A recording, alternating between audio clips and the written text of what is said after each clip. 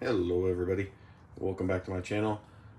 Today I'm going to go over what I did through my lock sport journey, moving from padlocks into cylinders, and just changing it up a little bit, learning how to pick different things, because a padlock in a house cylinder or a mortise cylinder or anything is going to feel a little bit different.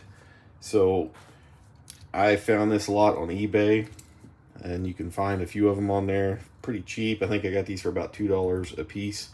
All these cylinders, it was just as much as the person could fit into a small flat rate box from the post office. Not a bad deal if you want to learn about locks and rekeying them and stuff like that, but you do need to be aware that it's most of the time, especially the one I bought from, he's a locksmith, and they're pulling these cylinders off of doors most of the time because something isn't working. So be aware of that. You're not going to get great quality stuff, but you might get some stuff you can repair, replace parts on, rekey, things like that, and you don't have to worry about messing it up. Because it's pretty cheap. But let's look at what we got. We had a Titan over here that it blew up during transport. We're going to take a look at that. I don't have much experience with a Titan, but I've been looking for one, so we're going to work on that here in a little bit. We also had a couple of kicks in here. I went ahead and pre-picked these. I didn't feel no security pins or anything. This one came just like that, with no tailpiece or spring. So I got an extra tailpiece and spring and a screw cap back there for it. No key, but we're going to key it up to this one. You can see the cut code on there. Had an extra cut key laying around, so we're just going to key it up to that, see if everything's working all right. Like I said, you're not getting brand new locks, although some of them look like they're in decent shape. Like this mortise here, it looks okay. There's a little bit of marking right there. It may have some trouble screwing into anything it needs to. Need like Adam's right or anything, but yeah, this one's all kind of messed up. You can see. And this one's got a few dings. You can see in here. But we'll take a look at everything and see what we got. But like I said, for the money, you can't beat it, especially with the experience. Got a no-name brand rim here. Lockwood. Ooh, rusted up. There's a big X on the silk cam. I don't know if they're marking which side they wanted. You normally don't, because it's recessed in there. If it's just an exit, this is completely screwed. But take a look at it. This one came with a key, and it's got some damage here. I'm not sure from what, if they over tightened the grub screw on that or not when they had it in the door. Collier? Never heard of it.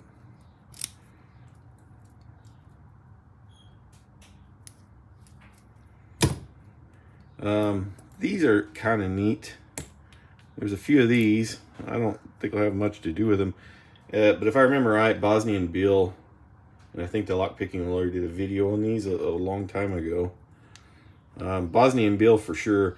These are kind of like a quick set smart key system, sort of. Same idea. You turn the key, you stick a tool in there, and then you just pull the key out, I think, and then put a new one in, and then it's already keyed to it. Just knocks up all the pins. But they used to have a bypass tool they made for this, and it was just like a shim that went in there, put all the pins up, and then another tool that went into there. Say they're really easy to pick, but take a look. It's kind of cool. I'm from Oklahoma, so it's kind of neat to see some of these on there. But I do remember some old videos from that. Russwin mortise, not in the best of shape, but I think that would actually screw in just fine on the Adam's right doors and stuff like that. More mechanisms. If this isn't real clean, it won't screw in, and then you have to have a tap and die for these that will kind of clean them up. It's not too bad. Doesn't appear to be nothing wrong with this one. So give me the key, old Yale.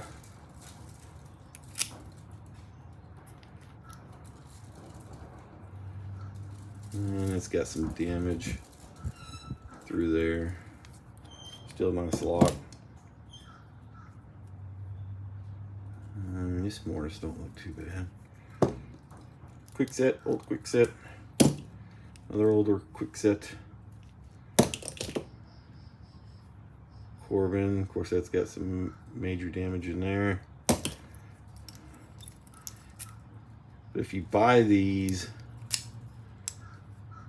lots off eBay, just expect you're not going to get top quality. They pulled these cylinders for a reason, so don't give them bad reviews. I mean, it's just for lock sport for the most part, or learning locks, which is great. Yeah, that one's in pretty good shape.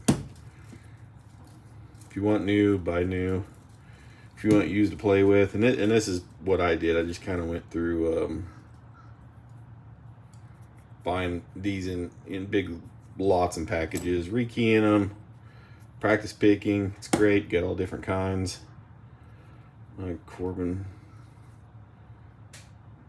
That one looks like that'd probably screw in just fine. Brand new tailpiece and cap.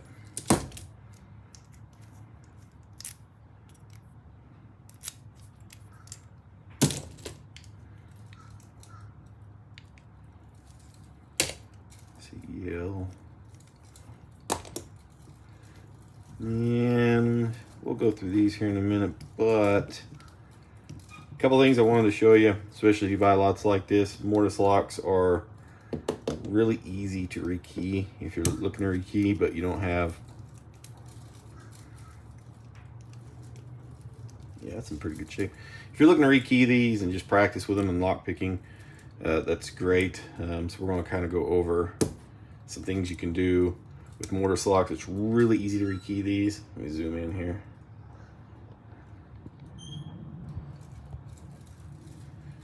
And find my tool. So first thing you're gonna need is you're gonna need a Phillips screwdriver, number 1 for these, I believe, and a blank key for the cylinder, and shims. So this is what makes the mortise locks really fun. Easy to rekey, most of them. So if you can't pick it, what you can do is remove the back piece here. Stick your blank key in there and you're going to just shim it. And all you're trying to do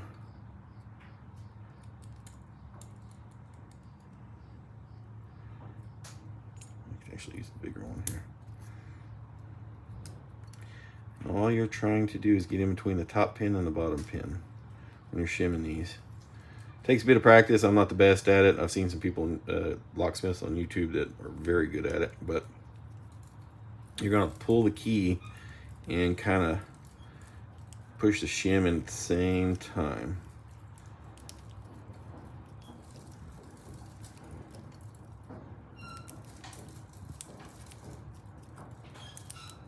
So, all right, I moved a pin up. I can feel the key getting stuck. Moved another pin up. Key won't go in much further.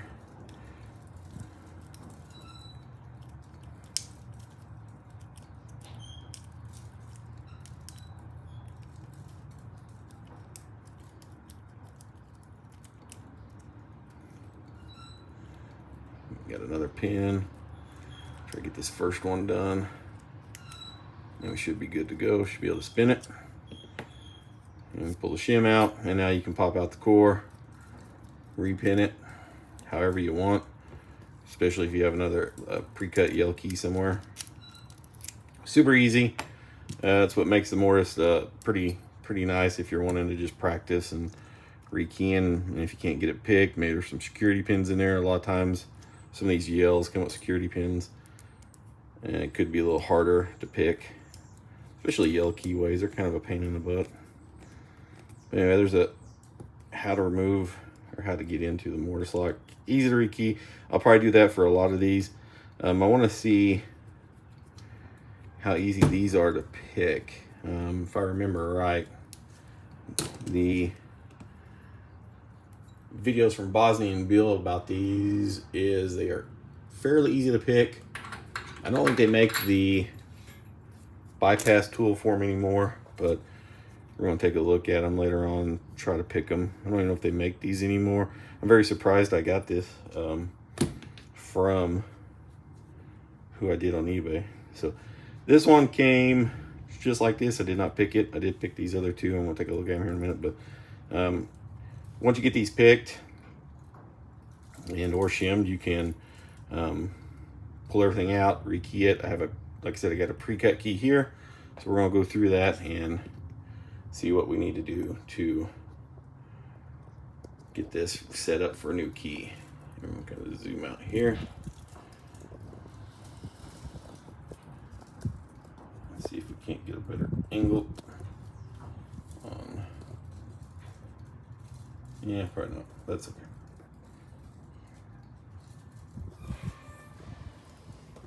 Let's see. Really I don't really edit videos. I haven't played with any editors, so you're getting a raw video, which is okay, but I need to learn to edit videos better, or at all. Yeah, we're just going to go ahead and take care of the cylinder. All right.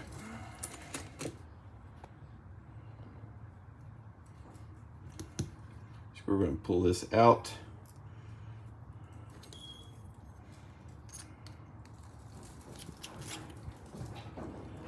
So we got for pins, pin 1, 2,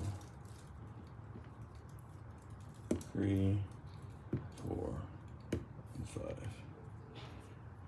I don't know if there's anything wrong with it. I'm pretty sure we got some top pins. I'm grabbing tweezers.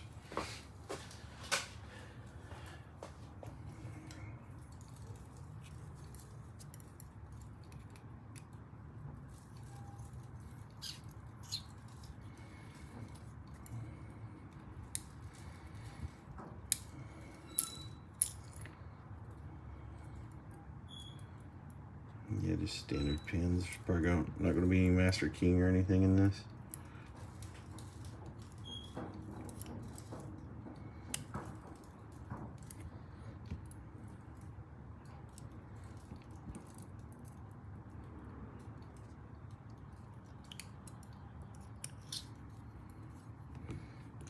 Okay, so we want to make a key or get pins for this pre-cut key, and we're looking at 32564. Let me grab my pocket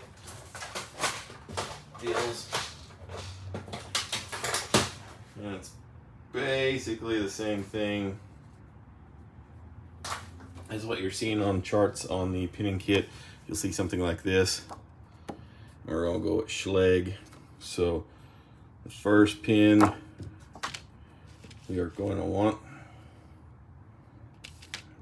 it's terrible on that,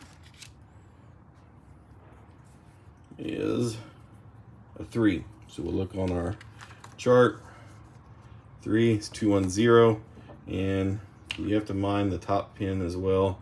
There is some tolerances, but probably not going to have any problems with this cylinder. It's probably got standards in there for top pins. So 3 cut is a 210. So grab a 210.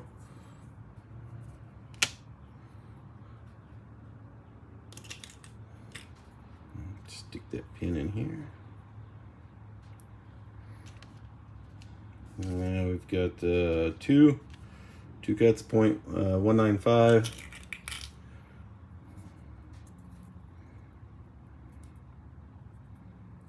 It's hard to do behind the camera. Gotta get overhead mount or something. And now we got a 5 cuts of 0.240.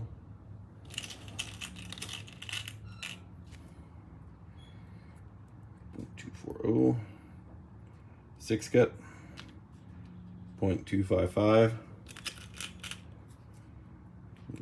255 there, and then a 4 cut.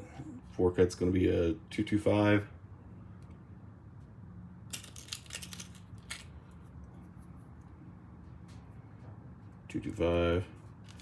And we'll stick this pre-cut key in there.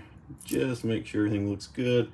You want all your pins to be completely flush with the plug. You can't be too high or too low. Like, they need to be as close to flush as possible. Now we're going to stick it back in here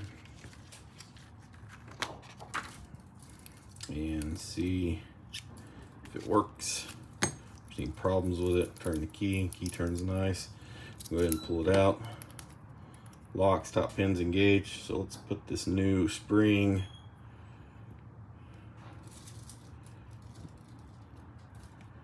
cap lock in there, new cap on here, and see if everything works. Like I said, we did have to replace the cap spring, cap pin, all of it. That's okay, we got extras. And we might be able to use this kick later on. If you're having problems pulling your key in or out with these, by the way, you might be too loose. Schlage products like to have the cap almost tighten all the way down and then reverse it 1 or 2 positions. So I left it pretty loose. Can't get the key out. You can see it's pulling the plug a little bit. So let's tighten it down all the way. Now we can pull the key out. Still a little rough, not super rough.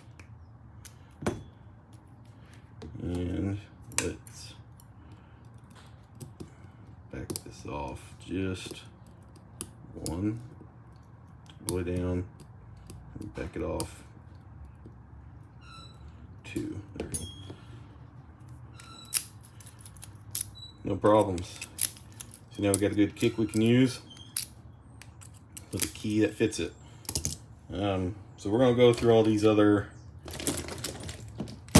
cylinders, pick them, pull them apart, see what's usable, what isn't. I doubt I'll reuse any of this stuff, but maybe some of them. I mean, like, that's a decent one you can reuse. And we'll try to put together the Titan back together. Some of these are just, look at that.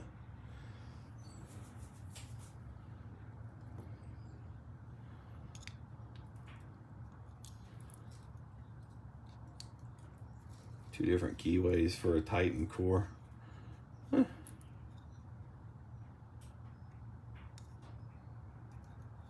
Yeah, pretty cool. Anyway, we'll go through them, but hopefully you learned something. Hopefully, you know, if you get some of these mortar cylinders, you know, you can just shim them open, rekey them, practice with them. It's really great. But just know that you're probably going to have to rebuild a few of them with parts. If you like the video, hit the thumbs up, like button for me, and subscribe. And I thank you all. Appreciate it.